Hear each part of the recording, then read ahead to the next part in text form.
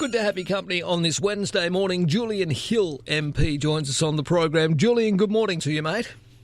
G'day, mate. How are you? Not bad. Anne Ruston, has she let the cat out of the bag insofar as the cashless welfare card? Well, there's a confirmed plan. It's clear now to put pensioners onto this cashless welfare card. And in her words, we're seeking, of course, to put all income management onto this card. The government signalled its intent in recent legislation to put income management and welfare recipients onto this privatised card, which keeps 80% of people's pension or social security payment. They can't take it in cash. Well, let's hear from Anne herself. Sorry to interrupt you, mate. Let's hear, just to put a bit of context to it, let's hear from Anne Ruston herself. Whether there is a conversation that the Australian public would like to have about the broadening of the use of the card. Well, given that success, does the government intend to roll this out nationally and make it compulsory for all welfare recipients? Well, I think the conversation that we need to have is about the value of the card, the advantages of the card. The new technology has been a real game changer in the ability for the card to actually provide additional value to participants. I think initially there was a very strong view that the card was around dealing with gambling, alcohol and drug-related social harm in community. But what we've seen with the change in technology is it actually has become a financial budgeting tool so that people... Blah, blah, blah, blah. Look, as far as I'm concerned, you can dress as much mutton up as you like, throw a stack of makeup and lipstick on it, it's still going to be mutton and not a lamb. At the end of the day, it is forcing Australians who have worked all their lives moving on to a pension. They're entitled to some welfare from the state. It's forcing a third party, a private equity firm, to basically dictate where and when they can spend their money. Well, if this change gets through, if the government gets its way, it means that people's spending will be controlled by the government. It means that pensioners wouldn't be able to buy second-hand goods, may not be able to give cash to the grandkids, can't buy cheap food at the local market. If the RSL wasn't signed up, they couldn't have a meal down the RSL. But it puts the profit motive for this private company, which has already made untold millions. They won't tell us how much the contract is. $12,000 a card, Julian. $12,000. Yeah, I wish I came up with it. How do I get a contract like that? That's more than a part pensioner gets in an entire year. It puts the profit motive there. So this company would be the only mob that benefit from the expansion. But the government's already got a working group set up with the big four banks involved who are also looking at how they can get a piece of the action. I mean, the welfare system, the social security system, should be run by the government for the benefit of people and pensioners who've paid taxes all their lives, not for private companies to take a profit. Well, the minister's been dodging me for a while. We keep getting all these notes from her office. We put in requests after requests for Anne Ruston to come on the program. The latest I've got is, a cheat sheet, if you like, that tries to debunk all of the claims. Claim 1, the cashless debit card cannot be used to buy groceries and does not successfully block the sale of alcohol, blah, blah. Participants need to travel to supermarkets that accept the cashless debit card. They say that participants are not blocked from purchasing grocery items, and the cashless debit card works at all supermarkets that have an EFTPOS machine across Australia. They go on to provide all sorts of other rebuttals to what they think are myths. But, I mean, I've heard plenty of anecdotal evidence to suggest otherwise. Well, they're still trying to sell an awful product. This should not be forced on pensioners. The vast majority of pensioners manage their money perfectly well. They know where every cent goes. And the government, you're right, Anne Ruston, the minister's been dodging this. The government's very sensitive about this. They don't want to get asked, but they refuse to say that they won't force pensioners onto this card because that's their plan. It's clear from the legislation they introduced. People are not silly, though. Your listeners are not silly.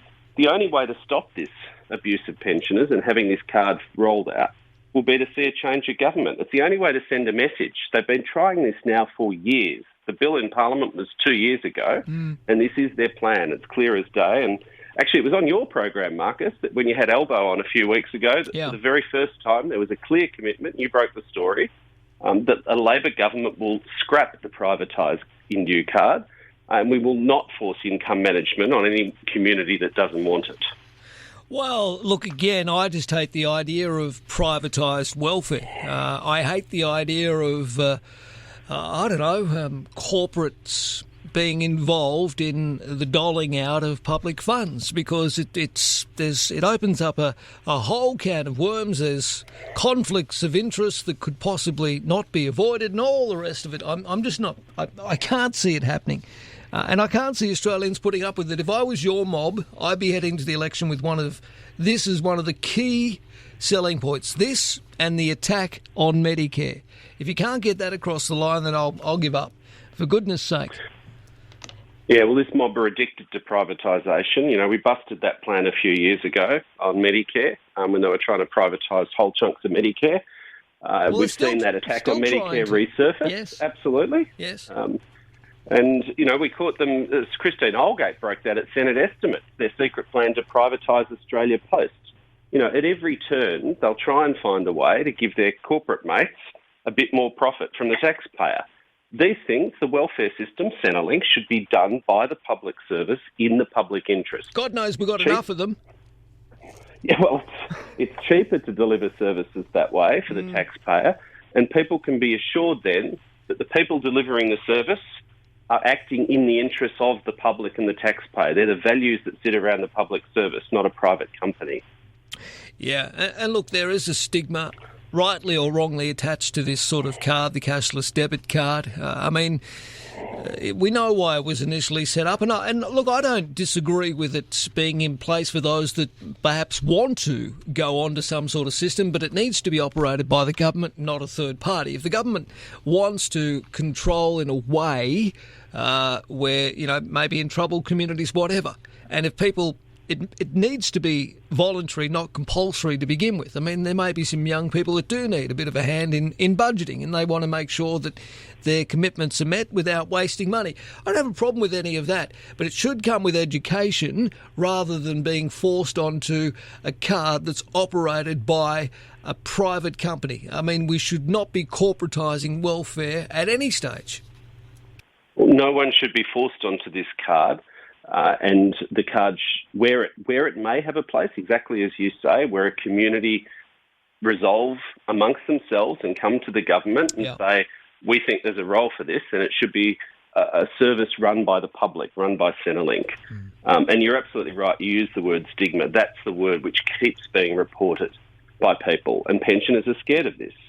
The shame, the stigma that comes from having to go into a shop as if you've done something wrong simply for being on the age pension, which you've earned.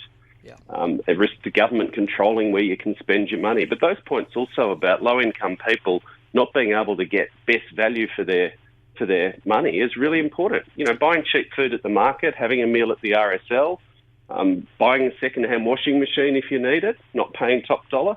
That's actually how a lot of people get by, and this card removes the ability for people to do that and shoves it into the profit stream.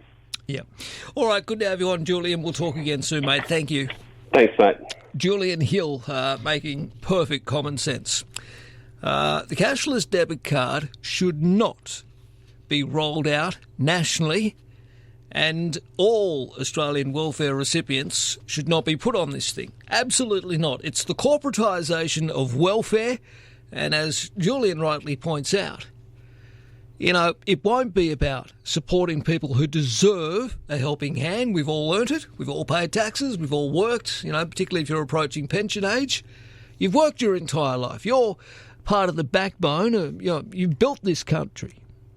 Why should you be forced onto some sort of third-party corporate card in order to receive what's due? I just think it's ridiculous. 13 12 69, the open line number. Do you agree, disagree? Let us know. 22 after 7 now.